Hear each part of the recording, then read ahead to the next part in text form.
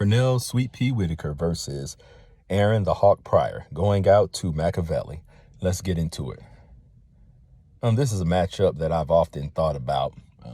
I don't think I've done a video on it, but I have thought about this one quite often. I've gone back and forth on this particular matchup in recent years, but I've come to more of a conclusion on this one. So let's get into it. Let's break it down.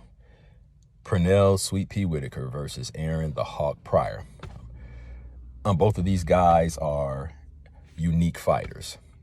They don't have conventional styles, and they really don't fight like anybody else. There's several fighters that have tried to emulate these guys and have done a good job at emulating these guys, but both of these guys have unique styles of their own. Both of these guys stand out in boxing. Let's talk about Pryor for a second. Probably the best volume puncher in boxing history. Aaron Pryor just didn't seem to run out of energy. He just didn't seem to run out of steam. He was a seek and destroy type fighter. I don't get into the enhancement conversation or debate. I don't have enough knowledge about the subject. And at the end of the day, it's all speculation. I'm not sure. It could be or it couldn't be, but that's not something that I get into. But as far as in the ring, Aaron Pryor was relentless. Didn't have the best resume, and a lot of fans, including Pryor himself, claimed that Sugar Ray Leonard ducked him. I don't know. I don't see any reason why Leonard would duck him, but that's speculation. So all I can go off of is what I see in the ring, who he's fought, and his style. So he's a volume puncher. He's relentless. He doesn't back up. He doesn't give you any room to breathe unless you hit him with something and gain his respect.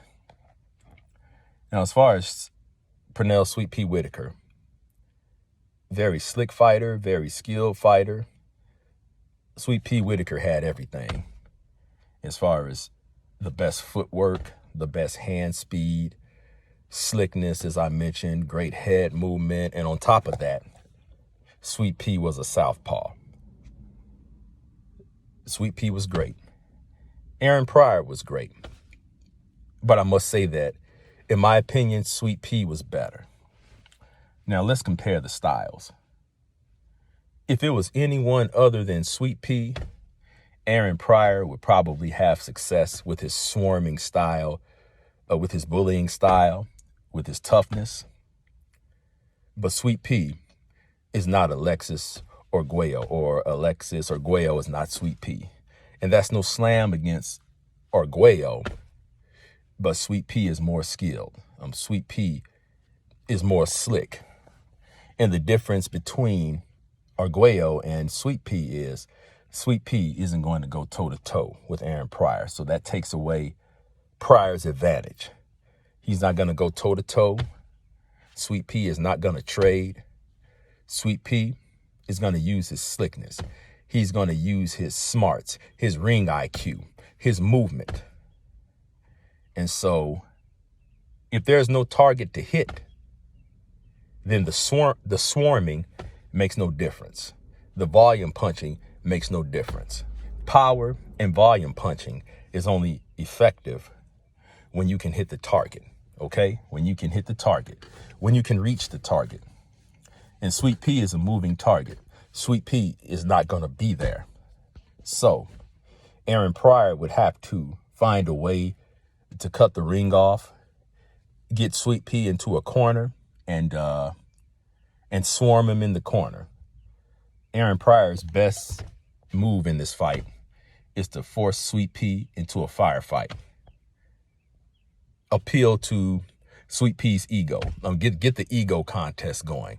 Force him into a fight. That's his best chance, but I don't think it's likely. I don't think that he can cut the ring off on Sweet Pea.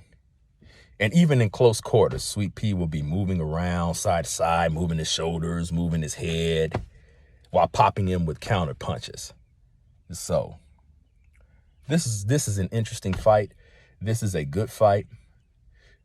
But to be frank, Sweet Pea is the better fighter, and all the advantages belong to Sweet Pea in this fight. So I'm going with Sweet Pea by unanimous decision.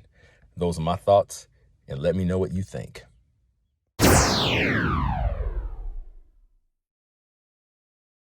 Mike Tyson calls out Jermall Charlo for not calling out Benavidez by name. This is beautiful.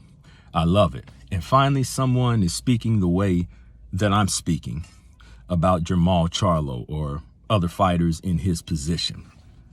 Now, before I continue, I don't have anything against Jermall Charlo or Jermall Charlo. I mean, when they first started rising to the top, I was excited because I love the trash talking. I love the attitudes, and I just love the energy coming from these guys. So these guys got me excited. These guys were mean. These guys were for real. And these guys appeared to be hungry. That was a few years ago. But I don't like what's going on in boxing right now. Well, there's a lot of things I don't like about boxing today. But in particular, I'm a Canelo fan, big Canelo fan. But I don't like how the whole sport revolves around him.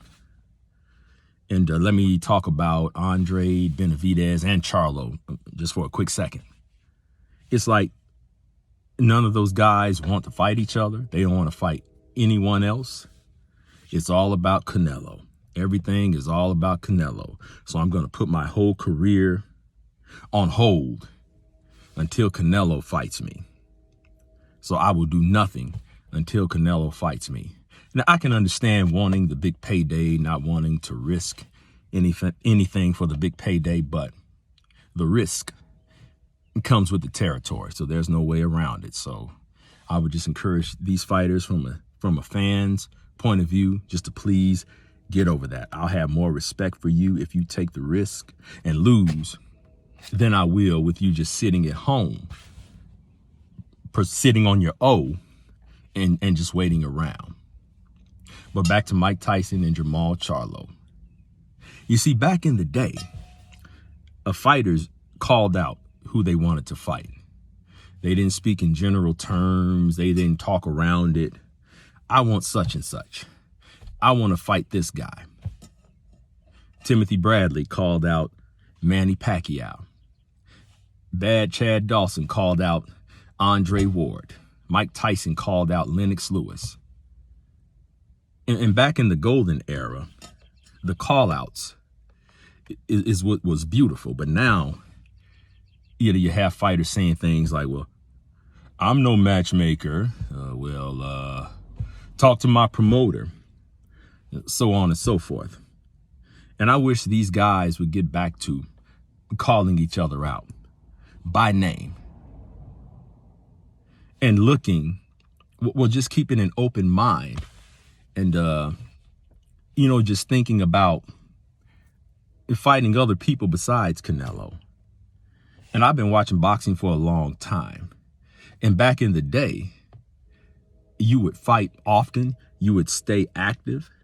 You would beat everyone that they put in front of you. And then you would create a demand to where the top fighter didn't have any choice but to fight you. You're building your fan base. You're creating a demand.